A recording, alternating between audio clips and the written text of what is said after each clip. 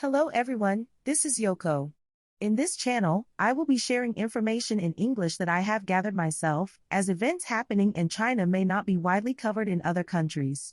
I collect information from various media sources, so I would appreciate your comments on the content of the videos.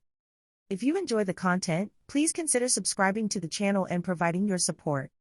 Now, I would like to talk about the company Henan Corporation. This company is known in the industry for manufacturing products such as the Nintendo Switch. It is a major player with a significant presence, particularly with large factories in China. Specifically, in the region known as Dongguan in China, where many Japanese companies have also established their presence. Henan Corporation's expansion in this area is well known locally due to its history and large-scale operations. However, it was announced at the end of last year that the Dongguan factory would be closed. This event is considered symbolic of the current Chinese economy and has garnered attention. According to the company's explanation, the closure is not due to bankruptcy but is a strategic withdrawal due to anticipated low profitability. The large Dongguan factory, in operation for 27 years, will be closed, and employees will be laid off in accordance with the law. While some articles suggest complete production stoppage and bankruptcy, the explanation emphasizes that it is not bankruptcy but a withdrawal due to insufficient revenue. The company mentions a decrease in orders following the COVID-19 pandemic, making it challenging to continue operations. At its peak, this factory employed around 10,000 workers. Interestingly, there is speculation in Chinese articles that this might be part of a shift from China to other countries, possibly to Vietnam. The real issue for Henan Corporation, as mentioned in articles around July of last year, is not merely a decrease in orders. There is a potential delay in the production of the Nintendo Switch, and this is related to the fact that Henan Corporation is revising down its performance forecast for the current fiscal year. The procurement status of electronic components like semiconductors is uncertain. It is not clear which factories are facing a semiconductor shortage, but Chinese factories may face difficulties obtaining the necessary chips due to the impact of U.S. sanctions.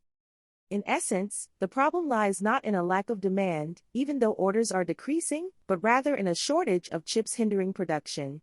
Therefore, the decision to move the factory to risk-free regions like Vietnam seems to be a cautious one. However, such statements may invite interference from the Communist Party, and companies might explain the decrease in orders as an unavoidable situation caused by external factors. Many foreign companies operating in China may share similar concerns about an unpredictable future, and risks that are not considered in other countries may be more prevalent in China. In the case of Henan Corporation, while the company itself is not bankrupt, in Dongguan alone, more than 3,500 companies are expected to go bankrupt by 2023, surpassing the situation during the 2008 economic crisis. This situation is said to be worsening more than the financial crisis, and the current economic slowdown in China is considered not purely an economic issue. Factors include deteriorating international relations, particularly with the United States, and a shift in focus from the economy to domestic politics. Regarding income, just because the Chinese economy is doing well does not necessarily mean the situation is favorable. This is because the worst-case scenario for Xi Jinping is a threat to his authority. So, where does the threat to Xi Jinping's authority come from? It lies within the Chinese Communist Party, CCP. CCP officials have vested interests within China, including entities conducting economic activities such as companies and state organizations. Accumulating financial strength in such entities is not desirable for Xi Jinping. Therefore, the Xi Jinping administration does not have a proactive stance in supporting the Chinese economy in all aspects. On the contrary, there are many vested interests, such as Tencent and Alibaba, that have been dismantled by Xi Jinping, as mentioned in articles around July of last year.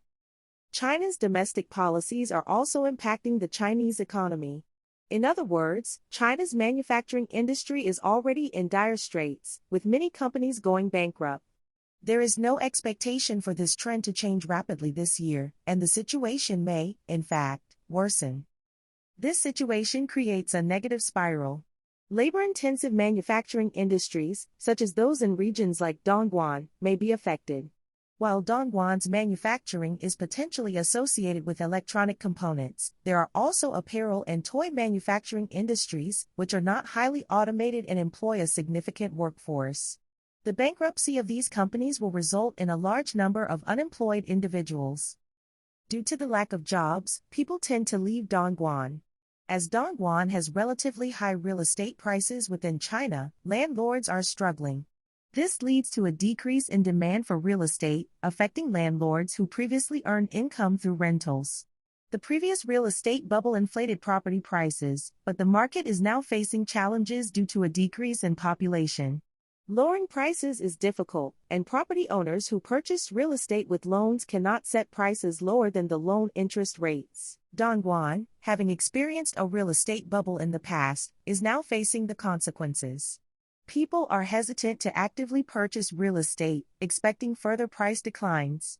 This situation has a negative impact on the real estate business, contributing to the continued decline of the regional economy. To reverse this trend, an increase in manufacturing is necessary. However, factors such as labor costs have already led to a shift from China to other countries. The ongoing negative spiral seems difficult to stop.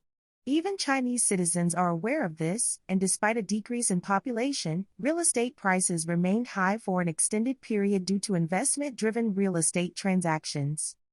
This is gradually being considered a shrinking bubble, and true demand is expected to settle at lower levels.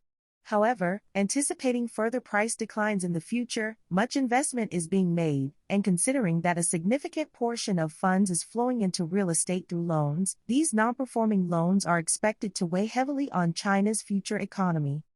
The Chinese economy is expected to face various challenges this year, surpassing those of the previous year. That concludes our discussion for now. Until next time.